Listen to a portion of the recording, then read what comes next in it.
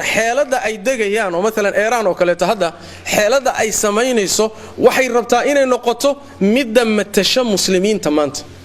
waxaanan shaki igaga jirin hadii Iran maanta ay u suurowdo inay nuclear samaysato oo quwad gobolka ka jira ay noqoto meesha ugu horeysay ku duuli doonto waa Makiya Madiina waa مسألة قطعية لأن لما هيو تاريخ ذا دير المسلمين تقولين كن أفر بقول زيادة صنو شيعة الرافضة انتي دوشي قالوا كدوشي لما هيو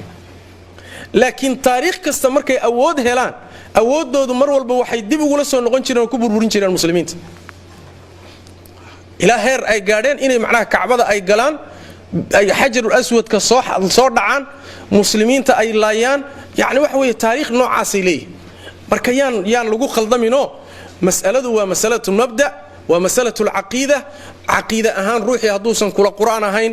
oo kula sunna ahayn oo kula master ahayn oo kula intima ahayn hada maxabad markaasi macna wax xageed isugu iman kartaa xagee baa isugu iman kartaa yaan marka layna siirino yaan khaldamin yaan layna siirino yaan khaldamin hore Ilaahay subhanahu wa ta'ala baba inooga badbaadiyay